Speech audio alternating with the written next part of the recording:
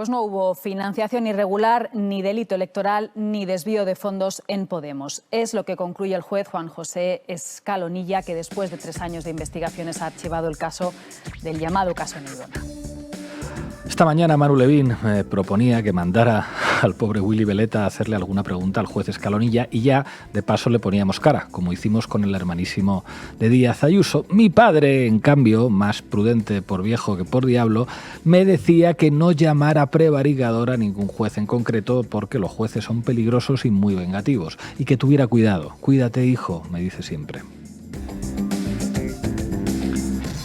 Pero es que esto de Neurona, en realidad, no va de jueces. El lawfare no va solo de jueces. Escalonilla siempre podrá decir que archivó todo y que por lo tanto no hay voluntad prevarigadora alguna en la medida en que él y la ley han acabado dando la razón a Podemos. Él, al fin y al cabo, solo se ha dedicado a investigar.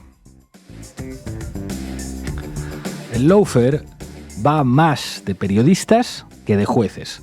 Los segundos son solo la excusa de los primeros para organizar sus cacerías y lograr destruir reputaciones y vidas. Horas y horas de televisión y de radio, portadas y portadas, apuntalaron la idea de que Podemos y sus dirigentes eran, cuanto menos, tan corruptos como los del PP. Aquella práctica profesional corrupta cumplió sus objetivos. Sirvió para perjudicar electoralmente a Podemos de una forma irreparable. Hizo mucho daño a muchas personas inocentes y consiguió también convencer a muchos cuadros políticos de la izquierda de que hay cosas que no se pueden cambiar, de que hay temas de los que no se puede hablar y de que con los periodistas corruptos hay que aliarse, no señalarles. Hay una izquierda a la que se le hace el lawfare, hay otra izquierda a la que no se le hace. Esta es hoy una verdad incuestionable y por eso los jefes de Sumar no han dicho esta oca es mía sobre el tema Neurona. Hoy El País es el único periódico con edición en papel que lleva el archivo del caso Neurona brevemente a su portada, pero le da sin embargo mucho más espacio a la rajada de un exdirigente de Podemos que un día después de marcharse acude a la llamada del periódico Deprisa a hablar mal del que hasta ayer fue su partido y también a hablar mal de Canal Red. Ese es también el éxito del lawfare.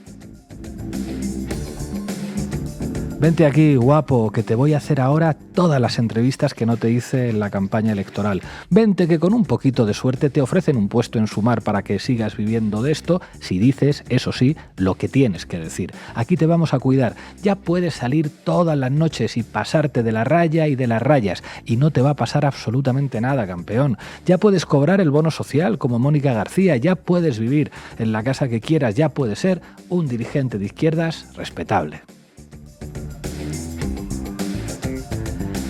El archivo del caso Neurona no es una buena noticia. Es la prueba del éxito del periodismo corrupto de la derecha y también del periodismo de la progresía mediática que no ha tenido que mancharse tanto para lograr moldear una izquierda a la medida de sus intereses.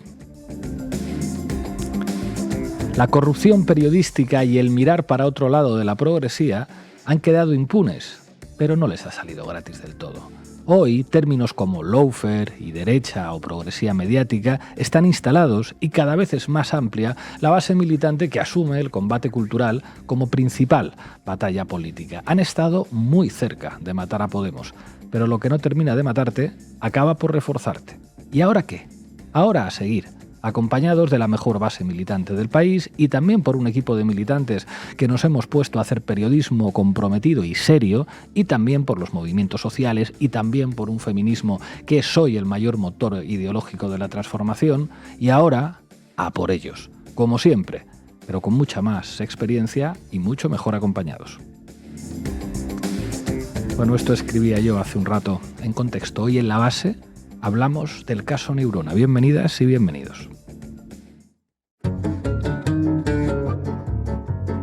La Base, con Pablo Iglesias, Sara Serrano, Manu Levín e Ina Afinogeno. Bueno, hoy en La Base hablamos del caso Neurona. ¿Qué nos tienes preparado, Sara Serrano? Bueno, pues vamos a ver todas las irregularidades que se han acumulado en estos 3 años de instrucción del caso Neurona, porque no son pocas. Y además de irregularidades, Manu Levín, supongo que hoy ha sido inabarcable tu sección. Habrás tenido que seleccionar. Menos las últimas horas, que nadie ha contado nada. Exactamente, ha habido que seleccionar porque hay material infinito. Vamos a hacer el ejercicio que hemos hecho ya varias veces, ¿no? De comprobar lo que se dijo y lo que se dice ahora, lo que no se dice, mejor dicho. Pero por innovar un poco también vamos a imaginar cómo podrían ser algunas portadas o algunas noticias sobre esto si hubiera justicia en España. Y hoy con la comandante Afino Génova vamos a volar a Guatemala, donde allí también saben mucho de lawfare, de golpes de Estado y de corrupción, ¿verdad? Saben mucho desde hace mucho tiempo, así que vamos a analizar este último episodio de la intentona golpista que parece ser que va a llevar finalmente a la élite a aferrarse todavía más y seguir como siempre. Y hoy, por fin, va a volver a Canal Red El Diablo sobre Ruedas. Pablo Echenique, quédense hasta el final. Arrancamos, Xavi. La base de datos. Informa Sara Serrano. Adelante. No cabe apreciar la presunta comisión de un delito de apropiación indebida de fondos electorales. Con estas palabras, el magistrado Juan José Escalonilla, titular del Juzgado de Instrucción 42 de Madrid, ha archivado finalmente el caso Neurona, después, eso sí, de más de 3 años de investigaciones contra Podemos. Esta pieza, que se mantuvo viva durante la mayor parte del tiempo que Podemos estuvo en el gobierno de coalición, tenía que ver con la contratación por parte del partido de la consultora Neurona para las elecciones generales de abril de 2019. Durante todo este tiempo, el magistrado se ha resistido a cerrar una causa que no se sostiene y que finalmente se ha probado absolutamente inconsistente, provocando, eso sí, un enorme daño a la imagen del partido. Lawfare de manual. Ya señalamos en su momento que se trataba de un caso de guerra judicial basado exclusivamente en rumores, que fue explotado mediáticamente para perjudicar electoralmente a Podemos. Así fue. Pues sí, hagamos un repaso del caso Neurona. El caso Neurona se puso en marcha en el verano de 2020 a raíz de una denuncia presentada por un ex trabajador de Podemos, José Manuel Calvente, poco más de 20 días después de que fuera despedido. La denuncia la presentó esta persona en Barcelona, pero el caso fue trasladado a Madrid, porque allí estaba la sede de Podemos y, bueno, estaba también el juzgado de Escalonilla. Sí, los presuntos delitos investigados inicialmente por el juez incluían financiación irregular, blanqueo, malversación, falsedad documental, administración desleal, delito electoral y apropiación indebida.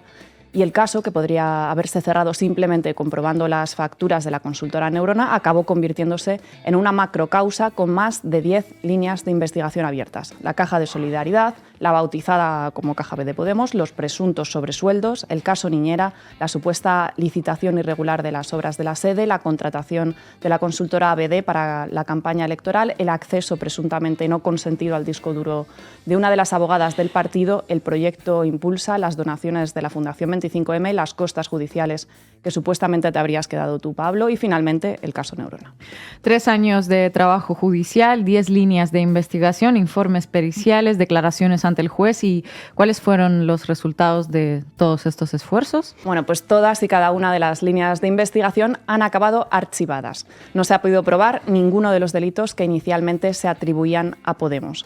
Según indican algunos, esto podría indicar que el juez Escalonilla habría montado un caso, no porque hubiera indicios claros de delito, sino simplemente para tratar de encontrar algo, una práctica que se conoce como fishing expedition, salir a ver lo que se pesca, y que de hecho es delito en España y en cualquier Estado de Derecho.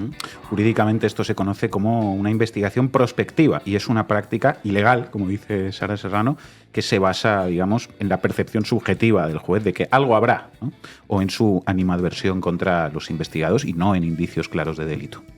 Y Escalonilla volvió sin peces, pero por el camino provocó un daño electoral y político irreparable a Podemos, además de enormes daños a las personas investigadas que sufrieron un largo peregrinaje por los tribunales y una brutal campaña de acoso mediático. A pesar de que Calvente fue incapaz de aportar una sola prueba, el juez Escalonilla abrió diligencias e inició una investigación. Exactamente. Calvente basó todas sus informaciones en rumores y habladurías. Vamos a escuchar algunos fragmentos de su declaración a los que tuvo acceso la base cuando todavía éramos un puto podcast. Debido a la mala calidad del audio, las intervenciones de Calvente están dobladas por José, nuestro técnico de sonido. Contratos que usted aporta junto con la denuncia, que dice que son contratos simulados, ¿no? En relación con prestación de servicios de cara a la campaña electoral, que aporta 5 contratos. Que podrían ser simulados. Tampoco es que lo afirme categóricamente. porque no dejan de ser una serie de indicios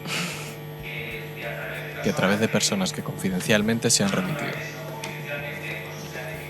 Usted afirma, me refiero a una denuncia, que la persona que intermedió para la formalización de estos contratos y se llevó también una comisión fue el monedero. ¿Esta afirmación se realiza? Sí, dígame. Eso es lo que me dicen que está pasando. Yo no lo he visto. Ya. Pero ¿quién es la persona que le comenta a usted que esos contratos se han formalizado gracias porque interviene un intermedia,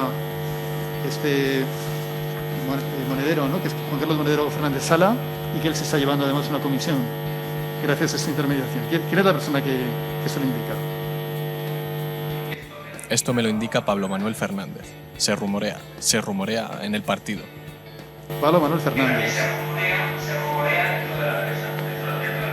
¿Pero como un rumor o como hecho que él conoce? Pues porque se lo cuentan entre ellos, claro. Sí, entonces volvemos a lo de siempre. Hay gente que viene a decir que se están manejando fondos de esta caja de forma opaca. Son comentarios a nivel de militancia, sobre todo militancia, y porque esto a nivel interno a la organización. Tampoco es que lo afirme categóricamente, son una serie de indicios, se rumorea, son comentarios y rumorología a nivel de militancia, en fin. Bueno, Calvente no aporta ni una sola prueba que sustente sus acusaciones y aún así el caso siguió adelante. El principal testigo al que nombra es el exgerente de Podemos, Pablo Fernández Alarcón. Vamos a escuchar el momento en el que lo sitúa como fuente de esa rumorología. Yo recordaré toda la vida cuando Pablo Fernández me dice: José Manuel, están metiendo la mano en la caja de Podemos y eso no lo podemos permitir. Bueno, pues bien, posteriormente, en su declaración ante el juez, Fernández niega categóricamente que dijera a Calvente nada de esto. Le escuchamos. Cuando dijo esto este señor, al que yo por la parte he tenido toda mi vida el máximo respeto profesional y personal, se refiere a una época en la que yo no era gerente, se refiere a una época en la que yo no trabajaba en Podemos y se refiere a una época en la que yo ni siquiera estaba en España, como he dicho antes. Quiere decir que usted nunca le dijo esto es así. Es que, o sea, la frase, no sé cuál es la frase exacta del señor Calvente. Bueno, es el motivo por el que está esta representación investigada, es porque el dinero servía para microcréditos, que la contratación era simulada, porque servía para microcréditos, etcétera. Luego, entonces, de ninguna manera recuerdo haber dicho jamás semejante cosa a nadie. De ninguna manera recuerdo haberle dicho jamás semejante cosa a nadie. Fernández, único testigo que Calvente aportó para sostener sus acusaciones, negó categóricamente haberle dicho nada sobre supuestas contrataciones irregulares, lo que acabamos de escuchar. Bueno, y a pesar de todo, el caso sigue adelante, partiendo de algo que el propio testigo niega que hubiera sucedido nunca. El siguiente paso seguido por Escalonilla fue tratar de demostrar que los servicios por los que se había contratado a la consultora Neurona en realidad nunca llegaron a realizarse. Es decir, que se trataba de una contratación simulada. ¿Para qué? Pues para dar munición a articulistas y a tertulianos que pudieron hablar durante horas y horas de financiación irregular del partido y de desvío de fondos, de administración desleal y malversación. También sirvió para que Juanma del Olmo, Daniel de Frutos y Juan Carlos Monedero fueran imputados. Pues bien, después de 2 años de instrucción, la principal línea de investigación del juez Escalonilla cayó por su propio peso. Las facturas, los billetes de avión, el material aportado por la propia consultora y las declaraciones de los trabajadores echaron por tierra las acusaciones de Escalonilla, que se vio obligado a reconocer que efectivamente Neurona había realizado los trabajos por los que había sido contratada. Pero el tenaz Escalonilla no se rindió ante esta primera piedra en su camino procesal y cambió de estrategia. Quizá no se trataba de una contratación simulada, pero, seguro que los importes de las facturas habían sido hinchados. Bueno, al encontrarse ante una vía muerta, Escalonilla decidió, como comentabas, abrir una nueva línea de investigación, probar que los 363.000 euros que Podemos pagó a Neurona para que realizara labores de consultoría no estaban ajustados a los precios de mercado e incurrían en sobrecostes. Para ello, el juez Escalonilla encargó un informe pericial. Y por lo que tengo entendido, al magistrado le costó mucho tiempo y esfuerzo encontrar a un perito que quisiera firmar su informe, ¿no? Pues sí, al menos 3 peritos de la Comunidad de Madrid, así como la Unión Interprofesional de la Comunidad de Madrid le rechazaron. Hubo, eso sí, algunos voluntarios, 2 personas que, sin tener ninguna experiencia en campañas electorales, ofrecieron voluntariamente los servicios de su empresa de peritaje, IP Peritos Judiciales SL, al juez. Se trataba de 2 peritos afines a Vox, un partido que, por cierto, se había presentado como acusación popular en el caso Neurona, Luis Navas Fajardo y Eduardo García de la Beldad. Bueno, un intento evidente por parte de Vox de influir en el informe pericial colocando a peritos afines como voluntarios en el caso. Finalmente, el informe pericial fue realizado por el técnico Aleix San Martín, doctor en Comunicación Política por la Universidad Complutense de Madrid, y la conclusión no puede ser más clara. Más allá de los gustos personales o la opinión de cada particular en relación a los trabajos analizados, en la presente prueba pericial tenemos que concluir que los trabajos y servicios analizados cumplen con los cánones y estándares profesionales en el ámbito de la comunicación política internacional y el diseño de campañas. De hecho, el informe pericial demostraba que los precios no solo estaban ajustados al mercado, sino que de hecho podían incluso ser inferiores. Investigaciones prospectivas, causas basadas en rumorología y testigos inexistentes, acusaciones infundadas de contrataciones simuladas o facturas hinchadas. Neurona fue un caso plagado de irregularidades con un objetivo muy claro: perjudicar electoralmente a Podemos y desacreditar a sus dirigentes. Y parece que les ha funcionado. Caso cerrado, objetivos cumplidos. Gracias, Sara. A ti.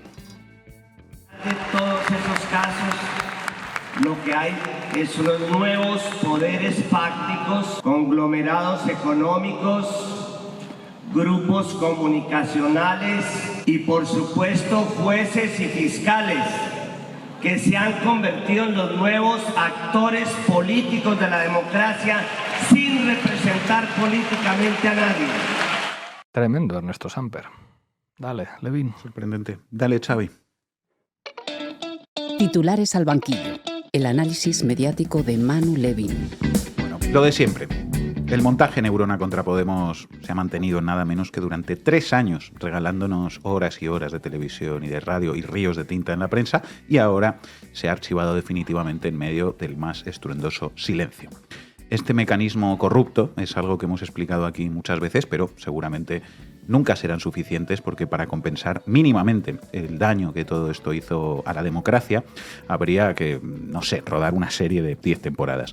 Todavía no tenemos presupuesto para eso, sigan suscribiéndose a Canal Red, pero al menos vamos a recordar aquí una vez más cómo contaron las televisiones de este país la apertura de esta falsa causa y de otras líneas de investigación, líneas de difamación, habría que decir quizá, abiertas por este honorable juez. Muchas gracias a Guillermo Guijarro y a David Segovia por subir muchos de estos vídeos a las redes. Saquen las palomitas. Dale, Xavi. El fundador de Podemos, Juan Carlos Monedero, ha declarado hoy como imputado por el llamado caso Neurona. El juez investiga la presunta financiación irregular del partido en las elecciones generales. El juez que investiga el caso Neurona sobre la financiación de Podemos ha abierto otras 2 investigaciones que afectan también a Iglesias y al propio partido. El juez que investiga la presunta caja B de Podemos señala al propio partido y también algunos de los nombres más importantes dentro de la jerarquía de la formación. Neurona. A camino de convertirse en la palabra maldita en Podemos. Neurona. Esto está judicializado, ¿no? Sí, esto es una investigación que está en el juzgado de instrucción número 42 de Madrid y bueno, lo que hemos publicado en el Confidencial son documentos que tienen que ver con esa investigación, que sigue avanzando. Hay que recordar que Podemos está imputado en ese caso por delitos tan graves como malversación de caudales públicos y apropiación indebida. Parte de la cúpula de Podemos ha declarado esta mañana ante el juez por presunta financiación irregular del partido. Son Juan Manuel del Olmo, el responsable de comunicación, y también la gerente de la formación, el responsable de finanzas y la de compras. Ellos han dado su versión sobre el contrato a la consultora Neurona durante las elecciones de 2019. No es posible acreditar con esos gastos que ese dinero efectivamente se ha utilizado para eso, y no se ha utilizado, como sospechan los investigadores, para pagarle comisiones a Monedero o para gastos que no tienen nada que ver. Es evidente que, insisto, no forma parte de la lógica comercial hacer retiradas hasta 4 en un mismo día de 600 euros para disponer de efectivo. Evidentemente, de esa forma se evita cualquier tipo de control. Y recuerda mucho a lo que hacían algunos consejeros de Caja Madrid con las tarjetas Black, como por ejemplo Moral Santín, hacer retiradas continuas de efectivo para que no se controlara qué ocurría luego con ese dinero. Entonces, ¿por qué se defienden atacando? Porque quiero decir, quizás en otras ocasiones les hemos visto y escuchado a ustedes decir que están dispuestos a colaborar con la justicia, que esto iba a quedar en nada, otras causas penales. ¿Por qué en esta ocasión están especialmente molestos, señor Mayoral? Hoy, El Confidencial destapa esta exclusiva, una presunta irregularidad de Pablo Iglesias e Irene Montero, Marta. Sí, concretamente... Por cierto, una irregularidad que tú ya intuías hace tiempo en las reuniones algo se guión. decía por los mentideros también. Tú ya dijiste hace tiempo que esto pasaba. Un informe, es que hay mucho mentidero por ahí, no sé yo si esto va a ser una confirmación, no sé. Un informe revela que Iglesias y Montero usan como niñera a un alto cargo de igualdad. Tú trabajas más que la niñera de Irene Montero, pero... Nada, es un comentario. Yo le voy a preguntar sobre sus presuntos privilegios. La Fiscalía ha pedido al juez que investigue si contrató usted a la cuidadora de su hija como un alto cargo con un sueldo de 51.000 euros. Si hay que investigar los presuntos privilegios de la jefatura del Estado, también que habrá que investigar en el Congreso sobre sus presuntos privilegios. Habrá que investigarlo todo. Luego dirán que no hay periodistas corruptos en España. La pregunta es casi la contraria. Parece que son minorías los no corruptos. En fin, estos cortes que acabamos de escuchar se deberían poner en las facultades de periodismo para explicar a los estudiantes lo que significa el mediafair y la corrupción en la profesión que están estudiando. Y podrían pasarse la carrera entera y el máster también escuchando cortes como estos, porque, lo decíamos al principio, hay cientos y cientos y cientos. Caja B, sobresueldos, pitufeo de pequeñas cantidades en cajeros automáticos, financiación irregular, sobresueldos, tarjetas black, obras en la sede. En el uso de todos esos términos, todos ellos vinculados a la corrupción del PP, se ve claramente la intención política que hubo detrás de todo esto, que fue instalar la idea de que todos son iguales y de que Podemos era tan corrupto como el Partido Popular. Un intento, en definitiva, por parte del poder corrupto de decirle a la gente algo así como: ¿veis los de Podemos? Pues son como nosotros. Ya, un sinvergüenza tienes que ser para que tu manera de manchar al otro sea decir, es igual de sucio que tú. Bueno, ahora que todo este montaje se ha desmoronado definitivamente, lo que hay en nuestras democráticas y ecuánimes televisiones, como decía, es un silencio abisal. Por ejemplo, las dos principales cadenas de televisión del país. Antena 3 Noticias le ha dedicado menos de 20 segundos e Informativos Telecinco 0 segundos. Solo el Telediario de Televisión Española lo ha contado durante casi 2 minutos, y hay que decir que de forma bastante decente en esta ocasión, pero es una absoluta excepción, junto a otra que vamos a escuchar, porque también es importante escuchar, ¿no?, cuando alguien, digamos, que cumple mínimamente su papel como periodista. Palabras de Fernando Garea esta mañana en el plató de Ana Terradillos. Esto no quiere decir que la actividad de los jueces no esté sujeta al cuestionamiento y a la crítica e incluso a la denuncia cuando haga falta. Por ejemplo, ayer supimos que un determinado juez que ha mantenido artificialmente un sumario abierto durante mucho tiempo en una persecución contra Podemos... Hablas del caso Neurona, ¿no? Concreto. El caso Neurona... Porque ha prevaricado. Estás diciendo que el juez ha prevaricado. Esto es muy grave. Déjale, Inda. Que es la imputación de un delito a un juez, el peor delito que le puedes imputar a un juez. Bueno, uno de los más... Vamos, María. Más graves. ¿Ya puedo? Sí, claro. Digo, a mí me parece... Es un debate esto. A mí me parece que se puede cuestionar esa actuación de ese juez.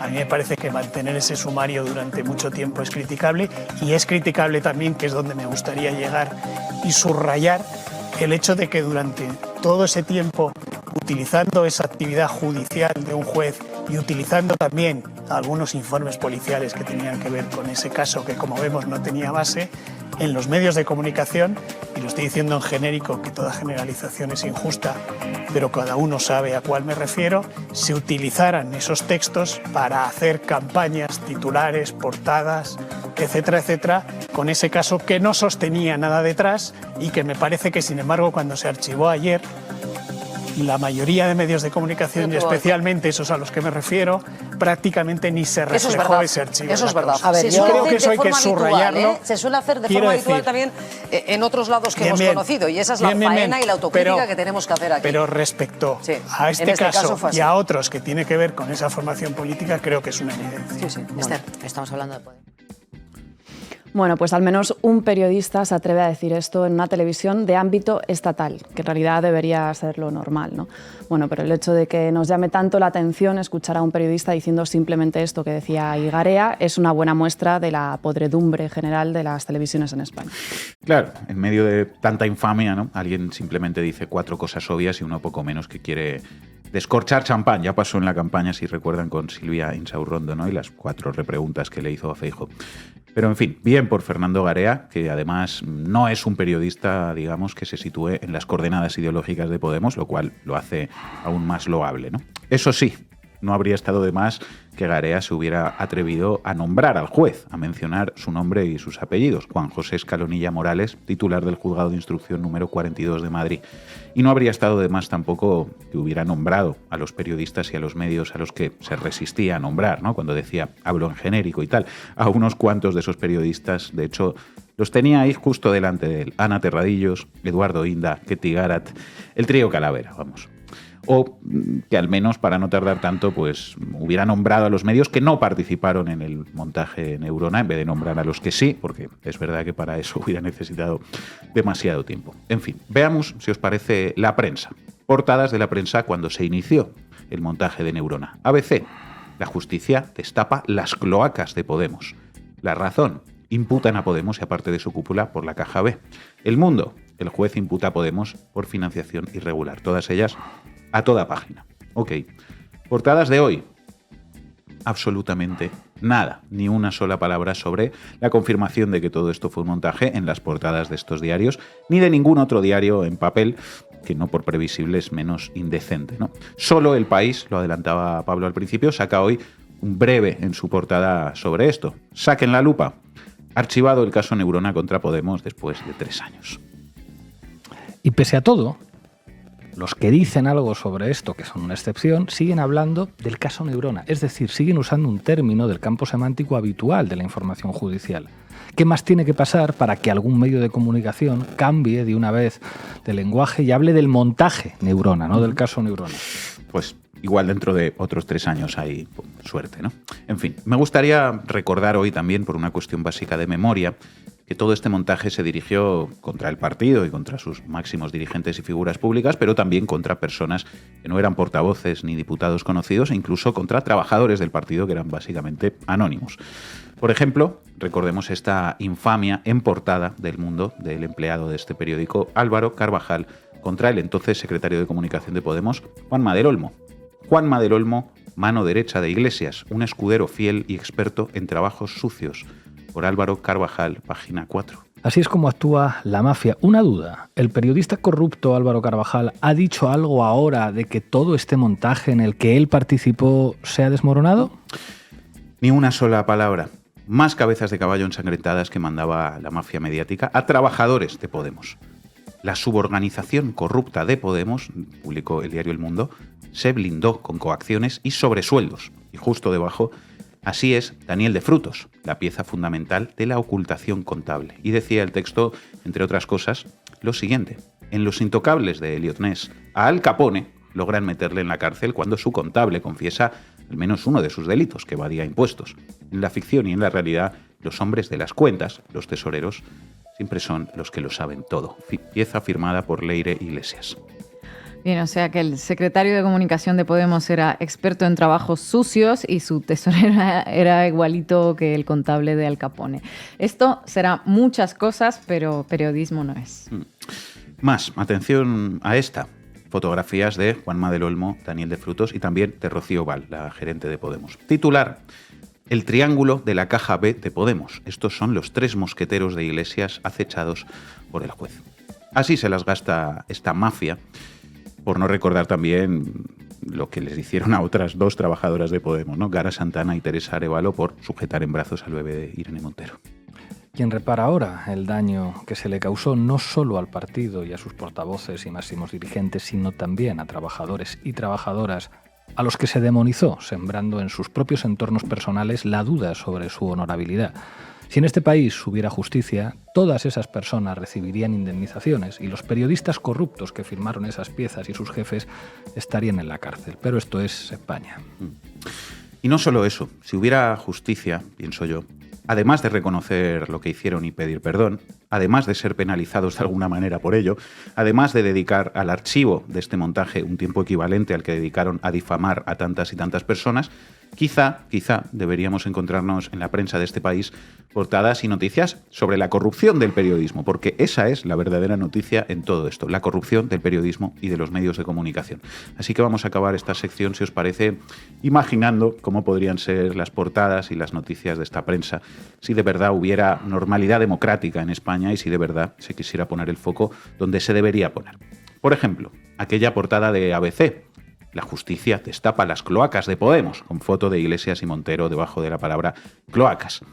Podría ser, en su lugar, no sé, la justicia destapa las cloacas del periodismo, con foto, por ejemplo, de Ferreras e Inda. ¿Qué os parece? O aquella otra portada de La Razón: imputan a Podemos y a parte de su cúpula por la caja B. Si existiera justicia y se pusiera el foco donde hay que ponerlo, podría decir esta portada: imputan a La Razón y a parte de su cúpula por el montaje de la caja B. Digo, porque si pasara eso, igual sí sería más correcto decir que en este país hay justicia y hay democracia, ¿no? Porque la impunidad es incompatible con la democracia. Sigamos. El juez imputa a Podemos por financiación irregular, decía El Mundo. El juez imputa a El Mundo por información irregular. Debería ser quizá la portada ahora. El juez imputa a El Mundo por mentir a sabiendas en su portada. Bueno, creo que nadie se imagina que esta portada la pudiéramos ver aquí en España. Bueno, pero es lo que debería ser, ¿no? ¿O no? ¿O a alguien le parece que sería exagerado que en España hubiera procesos judiciales contra los corruptos y los delincuentes que han hecho todas estas trampas para amañar las elecciones mintiendo masivamente a la población? Recordemos que en Estados Unidos, ese país comunista, la Fox ha tenido que pagar $700 millones por mentir de una manera similar para influir en unas elecciones, pero que a nosotros nos parezca disparatada una noticia como esta, el juez imputa a El Mundo por mentir, pues es muy significativo y habla de lo lejos que estamos en realidad de que haya una mínima justicia e, insisto, democracia en España. Pero dejadme que siga con el ejercicio un poco más, que le estoy cogiendo el gusto. Juanma del Olmo, mano derecha de Iglesias, un escudero fiel y experto en trabajos sucios, escribió en portada Álvaro Carvajal. ¿Para cuándo una que diga Álvaro Carvajal, mano derecha de la cloaca, un escudero fiel y experto en trabajos sucios? ¿Qué te parece, Carvajal? Sería lo justo, ¿no? O aquella de El Español, el triángulo de la caja B de Podemos. Estos son los tres mosqueteros de Iglesias acechados por el juez. Si hubiera justicia, quizá esto podría ser el triángulo del lawfare contra Podemos. Estos son los tres mosqueteros de la cloaca acechados por el juez. Y que en vez de los trabajadores de Podemos, pues salieran el juez Escalonilla, José María Olmo y Ana Rosa Quintana, por ejemplo. ¿Qué os parece, amigos? Por cierto, el juez Juan José Escalonilla sale así, con esa foto pixelada y con una mascarilla gigante que le cubre el rostro, porque resulta que esa es la única fotografía que existe en Internet de este juez. Eso nos llama un poco la atención. Que ningún medio de comunicación de España haya publicado jamás una foto del rostro de este juez que ha protagonizado pues una causa, un montaje, ¿no?, de 3 años contra un partido político. A mí me la llama un poco. Pues a ver si algún medio de comunicación revierte esa situación y publica alguna imagen de ese gran demócrata. En fin, esto llamaría la atención, efectivamente, si en España existiera un periodismo sano que no estuviera podrido de corrupción. Sin embargo, todo esto se ve como algo normal. Y lo que sí llama la atención y suena a locura, como decía Levin, es imaginar portadas y noticias que informaran sobre una justicia que decidiera actuar contra esa corrupción en el periodismo, para reflexionar. Y para reflexionar también, porque en España hay una izquierda a la que le hacen lawfare y otra a la que no. En esa respuesta reside una clave fundamental para entender lo que pasa en la política y en la izquierda de este país. Gracias, Manu. Estamos ante un golpe de Estado absurdo, ridículo y perverso. Un golpe que no es contra Bernardo Arévalo y Karin Herrera, no es contra el movimiento Semilla, es un golpe contra Guatemala. Vamos con Guatemala, a Finogénova. Vamos a Guatemala. ¿Pa' qué me invitan? El análisis internacional de Ina Afinogénova. Bueno, el pacto de corruptos que lleva gobernando Guatemala desde hace años se está transformando en el pacto de golpistas también, no contentos con saquear el país y con hacer que muchos guatemaltecos tengan que abandonarlo, van a por el golpe de Estado directamente. En estos últimos meses les hemos venido contando lo que ha estado sucediendo en Guatemala tras las elecciones presidenciales en las que de forma inesperada ganó el candidato progresista Bernardo Arévalo León y su partido, el Movimiento Semilla. Hace unas horas se conoció que la Organización de los Estados Americanos, presidida por Luis Almagro, votó con una aplastante mayoría a favor de aplicar la Carta Democrática Interamericana con Guatemala porque hay un golpe de Estado en suspenso para impedir que Arévalo tome la posesión prevista para el 14 de enero. Una organización, la OEA, y un personaje, Luis Almagro, muy asociados en el imaginario popular al golpe de Estado en Bolivia, actúan en el caso de Guatemala contra un golpe de Estado. Así de grave tiene que ser la situación, vivir para ver qué implica la aprobación de la Carta Democrática. Explícanos. Bueno, se trata de un mecanismo de acción colectiva al que se recurre en caso de interrupción abrupta de los procesos democráticos institucionales en la región, más allá del mero rechazo a lo que sucede dentro del país contra el que se aplica, se toman acciones, se envía una comisión internacional, se convocan consultas diplomáticas, etcétera. Todo para intentar que se respete la voluntad popular expresada en las urnas, aunque en alguna que otra ocasión el mecanismo se intentó aplicar contra gobiernos que a Almagro personalmente no le gustaban. Léase el de Venezuela, por ejemplo. Bueno, ¿y por qué la OEA decide actuar ahora? Digo, en los últimos meses hemos visto cómo el Poder Judicial guatemalteco secuestró los resultados electorales, suspendió al partido de Arévalo por supuestas irregularidades, le montó casos al propio presidente electo, le llegó a acusar hasta de depreciación de bienes culturales, si no me equivoco. ¿Quedaba alguna línea roja que cruzar para que la OEA decidiese actuar en este momento y no antes, cuando ya todo el mundo veía venir lo que venía? Sí, se cruzó esa última línea roja el viernes 8 de diciembre cuando uno de los fiscales que se usan como punta de lanza del pacto de golpistas y de corruptos contra Arévalo, Rafael Curruchiche, en una rueda de prensa declaró como nulas las elecciones y exigió anular los resultados. Básicamente se sacaron de la manga la siempre socorrida carta del fraude electoral, tan querida en América Latina y que tampoco suele fallar. ¿Cuáles son sus argumentos para sostener que no fueron limpias las elecciones? Bueno, parecidos a los que se usaron en Bolivia, que los datos del sistema de transmisión de resultados preliminares, el TREP, no coinciden con las actas finales de cierre de mesas. Unas actas que ellos mismos habían secuestrado meses antes en un primer intento de invalidar los resultados. O sea, otra vez se recurre al conteo preliminar, que más que un conteo es una proyección de resultados, como si fuera vinculante, que no lo es, y como si fuera el único válido. Todo para decir que no arroja los mismos números que los que se ven en las papeletas y aferrarse a ello para convocar nuevas elecciones o directamente imponer por la fuerza a un gobernante de transición. Esto, si recuerdan, fue lo que más o menos sugirió el informe de la OEA sobre las elecciones en Bolivia en 2019, avalando así el golpe y haciendo posible el breve gobierno de Jeanine Áñez. Se ve que los golpistas guatemaltecos tomaron buena nota de aquello. Pues sí, aunque aquí parece todo aún más descarado, teniendo en cuenta todos los pasos más que sospechosos que se fueron tomando después de la sorprendente victoria de Arévalo. Rafael Curruchiche, incluido por Estados Unidos, como ya les había contado, en una lista de funcionarios corruptos y antidemocráticos, dijo que presentaría sus pruebas ante el Tribunal Supremo Electoral. Los defensores del movimiento Semilla se presentaron a su vez frente al Ministerio Público exigiendo acceso al expediente y se les ha denegado. Es decir, ni siquiera les dejan ojear el caso para pensar una estrategia de defensa. Todo el proceso, como ven, absolutamente cubierto por transparencia y garantías legales. Escuchemos a Arévalo. Hemos venido 33 veces al Ministerio Público, 15 veces al juzgado, a pedir que se nos dé acceso a la carpeta donde están las acusaciones espurias contra nosotros, desde el mes de marzo y hasta el día de hoy, y se niegan a darnos acceso a la carpeta. Se está negando el derecho de defensa, que es un derecho fundamental. Se nos niega el derecho de defensa porque saben que lo que hay ahí son patrañas y construcciones y fabricaciones que no tienen sustento en la realidad. Esa es una carpeta hecha de mentiras, y por eso no nos dan acceso a la misma. 33 veces en el Ministerio Público nos negaron acceso, 15 veces en el juzgado. Eso es negación del derecho de defensa, que es un derecho constitucional.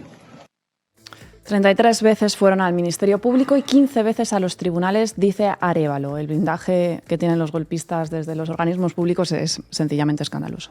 El Tribunal Supremo Electoral, a su vez, dice que la victoria de Arévalo es incuestionable, los resultados están validados y solo la Corte Constitucional, la instancia más alta del país, los puede anular. Vamos a ver en los próximos días qué pasa, porque las movilizaciones de los pueblos indígenas tampoco cesan, la resistencia que los golpistas están encontrando en las calles no tiene precedentes en el país y según algunos informes de periodistas locales, eso hace que los golpistas tengan cada vez menos apoyo, incluso entre aquellos funcionarios que en un primer momento se habían tragado sus órdenes criminales. Claro, 5 meses de maniobras judiciales para tumbar a un político que, recordemos, ganó con un 61% de los votos. Por muy corrupto que sea uno, debe ser bastante desgastante estar pensando a ver qué excusa absurda te sacas de la manga en cada momento. Eso es. La fiscal Consuelo Porras, otro rostro visible de esta embestida, directamente duerme en cuarteles y casas de seguridad por miedo a la población indígena que se manifiesta en las calles y que tocó la puerta de su casa en octubre pasado. Para que nos ubiquemos con respecto a esta señora, más allá de formar parte de la lista Ángel de Estados Unidos, también, más allá de llevar 5 meses poniendo a prueba la democracia y en riesgo el futuro de toda Guatemala, se cree que está donde está por el mandato de Dios, casi como Javier Milei. Miren este pedazo de TikTok que le armó su equipo de asesores. Insisto, un vídeo hecho con el objetivo de promocionar su imagen. Nosotros estamos aquí para cumplir con nuestras obligaciones. Le guste a quien le guste, lo acepte quien acepte.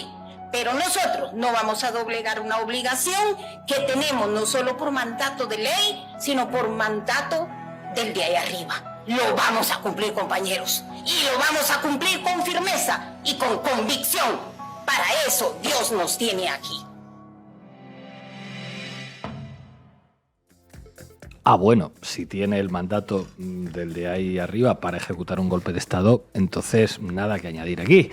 Si Dios le ha puesto para blindar al crimen organizado y para que Bernardo Arévalo no gobierne la vida, pues claro, señora, no le tenga miedo a inventarle más casos a los integrantes del movimiento Semilla, al propio Arévalo, a su compañera de fórmula o a los indígenas que cuestionan esa voluntad divina en las calles.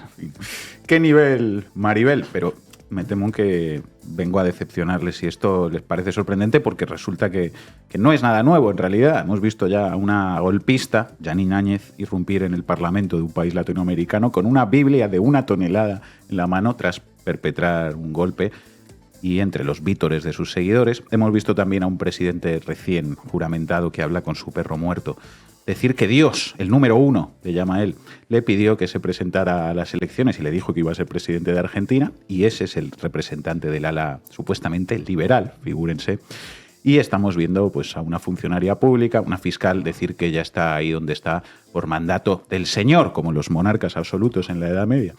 En fin, quizá en Latinoamérica y en América en general, porque en Estados Unidos tampoco tienen nada que envidiar al resto del continente con esto, el asunto de la religión y de su constante intersección con la política, incluso en movimientos supuestamente de izquierdas, pues es algo que habría que plantearse, ¿no? Y que habría que intentar solucionar algún día, aunque solo sea por la salud de los propios sistemas políticos. Ojo, en España también, donde la Iglesia no paga impuestos, donde la Iglesia tiene un profesor en todos los colegios públicos del país, quizá también habría que abordar eso en algún momento. En fin. Habría que abordar eso, así es. Hoy el Parlamento Europeo discutirá la situación en Guatemala y se espera que Josep Borrell diga algo. La audiencia se titula Intento de golpe de Estado en Guatemala. Creo que hace tiempo que no hemos visto semejante consenso por parte de la comunidad internacional en torno a lo que pasa, incluso entre actores tan poco dados a ponerse de parte de un movimiento que parezca mínimamente orientado a la izquierda. Ojalá no se quede en declaraciones y luego en el olvido. Hay que apoyar al movimiento Semilla, a Bernardo Arévalo, apruébalo, hay que garantizar que el golpe no prospere. Y es necesaria no solo la renuncia de los operadores judiciales que encabezan la embestida golpista, sino también una depuración de todo el sistema judicial y político corrompido hasta la médula. De un lado está la legalidad y el derecho y la democracia, y del otro, bueno, Consuelo Porras, la élite colonial a la que blinda Diosito y su aparente voluntad divina para que Guatemala siga siendo lo mismo que ha sido en los últimos años. El país que mueve su embajada en Israel a Jerusalén y vota insistentemente en contra de parar genocidios, el país que manda al exilio a periodistas, a magistrados y a defensores del pueblo, y sobre todo un país profundamente desigual y racista donde se puede hacer lo que sea con la voluntad popular. Eso ha sido y eso quieren que siga siendo. Gracias, compañera. Majestad, esta mañana hemos recibido un cuervo del norte diciendo que los caminantes blancos están en retirada muy desmoralizados porque el Rey de la Noche, su líder, está en prisión provisional por un casito de corrupción que nos ha ayudado a montar el juez Lucero del Alba. Madre de Dios, ¿de verdad le habéis hecho eso a unos pobres zombies? Es que no podéis parar. Sois unos trepas de la leche, ¿eh? Y ya podéis dar gracias de que seamos vuestros trepas. Tremendos los de conceptos básicos. Bueno, ya nos acompaña Pablo Echenique. Pablo, muchísimas gracias por atender una vez más a la base. Un placer, Pablo. Encantado. Bueno, tú eres una víctima también de todo este montaje Neurona. ¿Cuál es tu análisis de lo que ha pasado con este montaje, con el papel de los medios de comunicación? Que nos interesa escucharlo. Bueno, yo estabais hablando ahora de Guatemala, ¿no? Y yo creo que desde Europa a veces tenemos la sensación de que cosas que tienen lugar, por ejemplo, en América Latina, en España, en la Unión Europea, no pueden pasar. Y yo estaba viendo lo que comentabais de Guatemala y reflexionaba mientras os veía que no es muy distinto de lo que ha ocurrido en España. Si recordamos alguna de las piezas claves de la cloaca, uno de los jefes, justo por debajo de Rajoy, Fernández Díaz, pues tenía un ángel guardián llamado Marcelo que le ayudaba a aparcar el coche. Esto lo dijo el ministro del Interior en una entrevista. El ministro del Interior, el jefe de las cloacas, le dijo al anterior Papa que España estaba amenazada por Satán, ¿verdad? Ahora que estábamos viendo el reportaje de Guatemala. Y esas cloacas y esos jueces que intentan intervenir en el proceso democrático, como está teniendo lugar con el golpe de Estado en Guatemala, en Europa, en España, operan de una forma muy parecida. El caso Neurona es eso.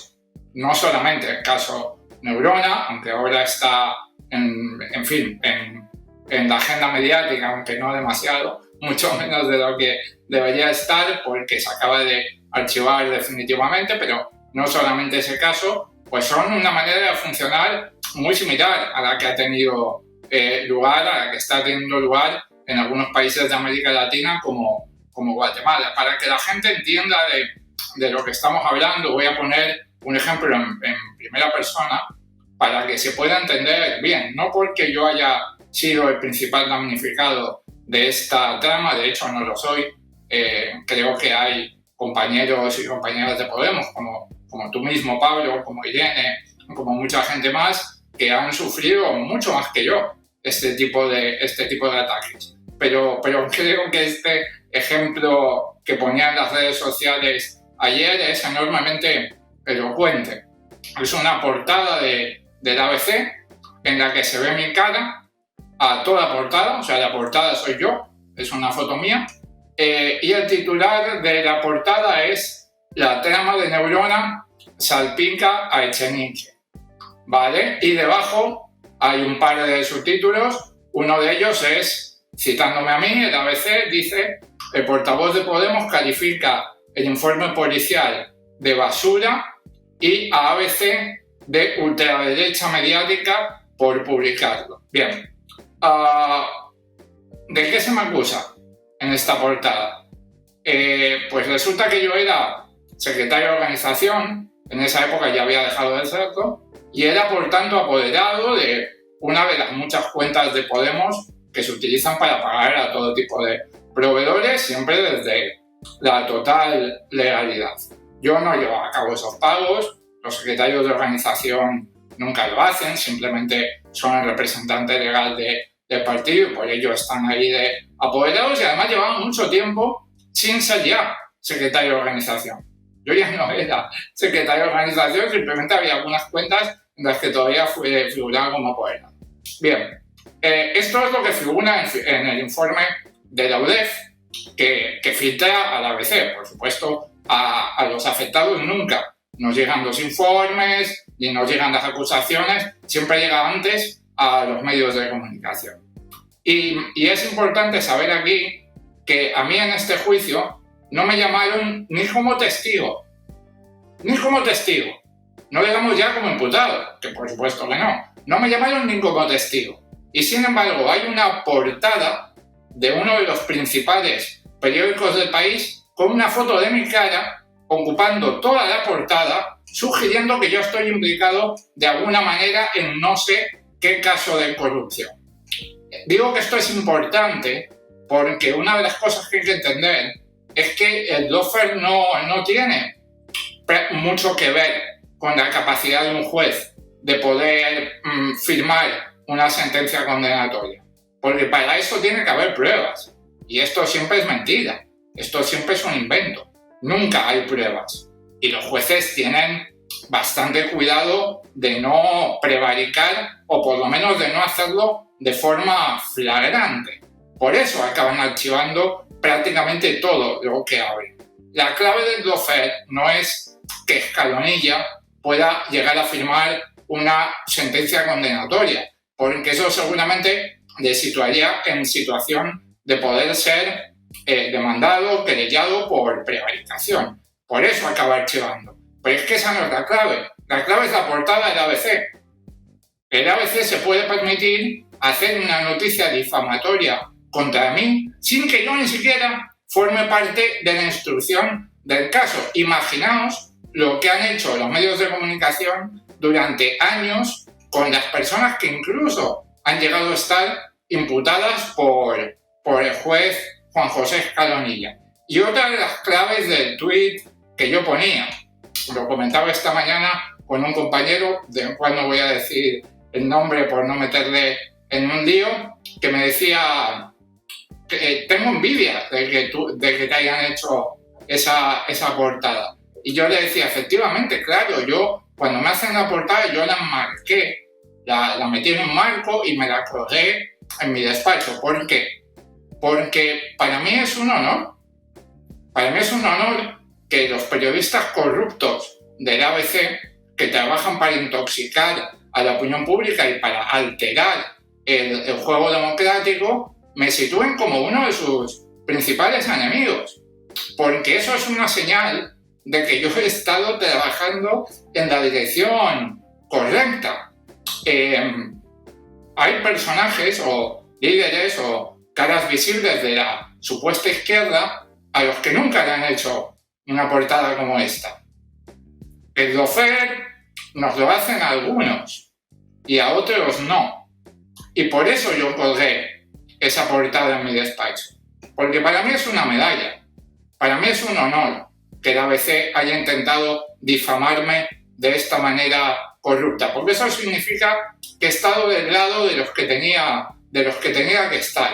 Y he hecho algunas cosas que no todo el mundo se atreve a hacer cuando está en política activa. Y esa portada también significa que no es casualidad que el lawfare se lo hayan hecho a Podemos y no se lo hayan hecho a otras fuerzas de izquierdas. Y ya por último,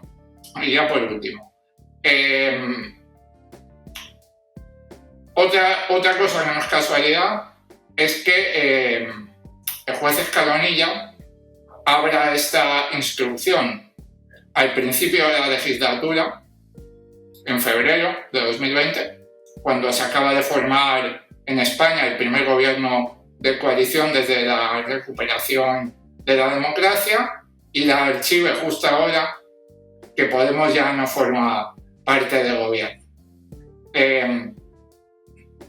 Yo sinceramente creo que todas las personas que están en primera fila de la política y que tienen un mínimo de experiencia, y todos los periodistas parlamentarios, todos los periodistas de la sección de política de los diferentes medios de comunicación, sabían exactamente desde el primer día, o por lo menos después de que José Manuel Calvente dijera en sede judicial que no tenía ninguna prueba y que eran todo rumores que él había escuchado por ahí, yo creo que toda esta gente, todo el conjunto del gremio periodístico del área de política y todo el conjunto de líderes políticos de primera fila saben perfectamente lo que es esto. Todos ellos saben que este juicio no tenía base. Todo el mundo sabe que no había pruebas. Todo el mundo sabe que es mentira. Todo el mundo sabe que la intencionalidad política de esta instrucción era sacar a Podemos del gobierno de España. Y también lo sabían todos los periodistas, todos los redactores, todos los directores de informativos que durante años abrieron con esta basura sus programas de televisión. Y eso es lo que es el lawfare. Creo que esta portada del ABC lo ejemplifica muy bien. Hay muchísimos más ejemplos y creo que es algo que tenemos que entender en las democracias modernas, porque esto es una adulteración del juego limpio democrático. Esto no tiene que ver conmigo, no tiene que ver con Podemos, no tiene que ver con el gobierno en coalición. Esto tiene que ver con si queremos que el sistema democrático sea limpio y que la gente cuando vaya a votar el domingo electoral lo haga en base a datos y no en base a intoxicaciones. Y algo tendremos que hacer, algo como por ejemplo lo que estáis haciendo en Canal Red. Si de repente le abren a alguien un juicio que es evidentemente mentira y que no tiene pruebas, pues ojalá que haya muchos medios como Canal Red que antes de publicar la noticia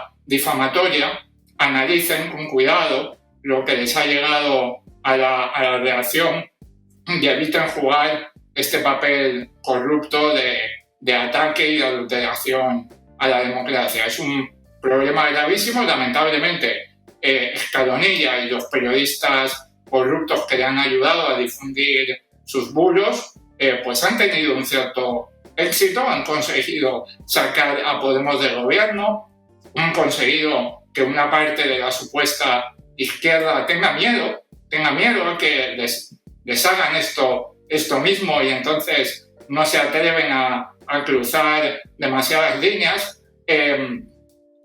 Ha tenido cierto éxito.